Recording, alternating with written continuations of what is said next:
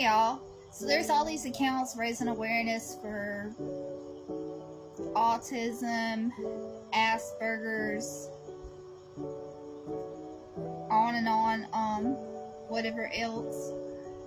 I'm gonna raise awareness for hearing loss. So a little bit about our background and how we first discovered this. As you all probably know, when a newborn is in the hospital before they leave, they give them a hearing test.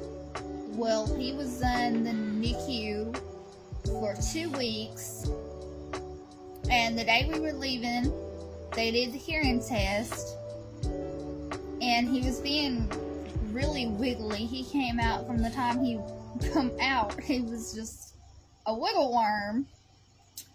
We had also done newborn pictures that day, and he was just wiggling, and so the first test initially showed that he failed for his left ear.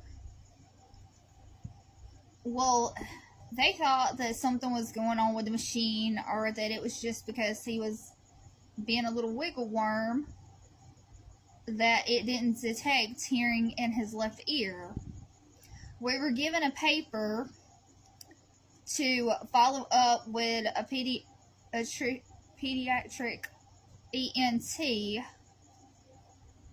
However, we were having some tire trouble the day that we're trying to leave from the NICU.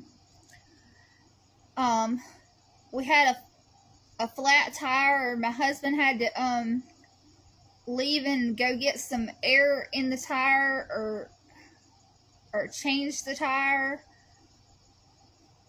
Anyhow, during this wait time, they decided that they could come back in and retest his hearing. When they came back in, they said that the machine was being slow. Again, I think it looked like he had hearing and loss in his left ear. But they said that the machine was being slow and he was wiggling around, so they thought that was causing it not to detect his hearing. So finally they get the machine. They said that the machine's working now, and they said, oh, we got a reading, his left ear appears to be fine. We think that the machine was just being slow and he was wiggling around, which caused it to initially show that he failed the left ear. So they give us another paper saying that he passed the hearing test. I don't know. I know that they knew that we had been there 2 weeks and we were just wanting to get out of here, and we were having the trouble with the tires, and we were just trying to get him home. And maybe they wanted it to show that he didn't have no hearing loss, and so they said the machine was slow or whatever. But I believe that the first reading that said that his left ear failed was accurate.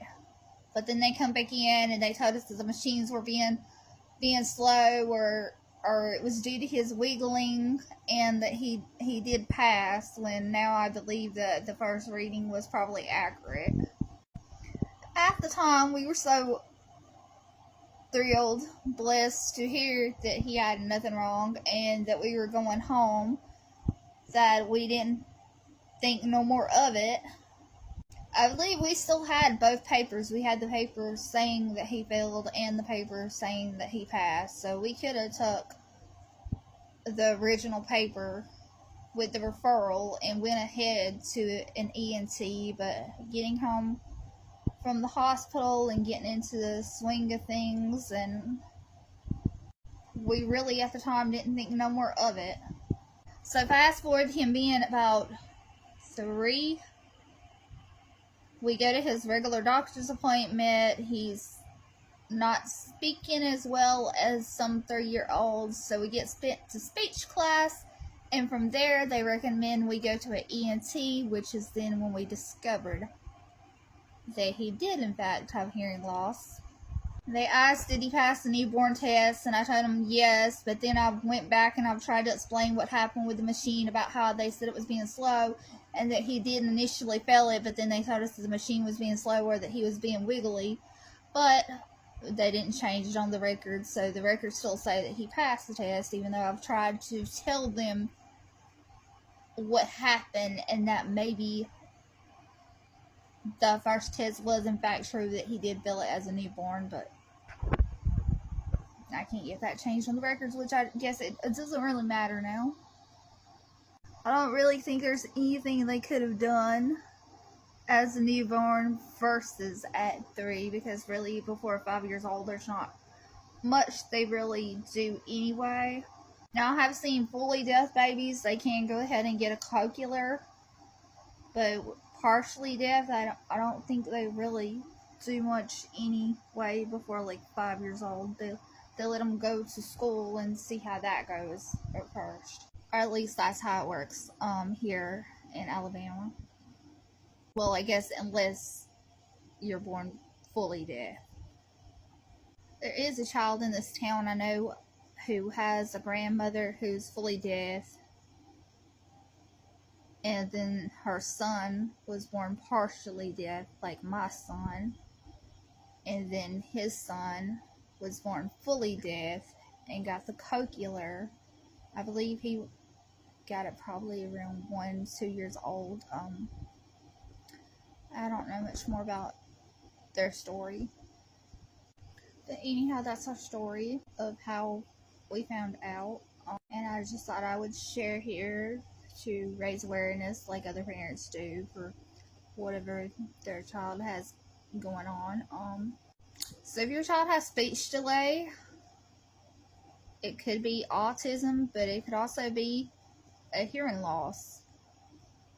So you might want to go get their ears checked if they have any speech delays.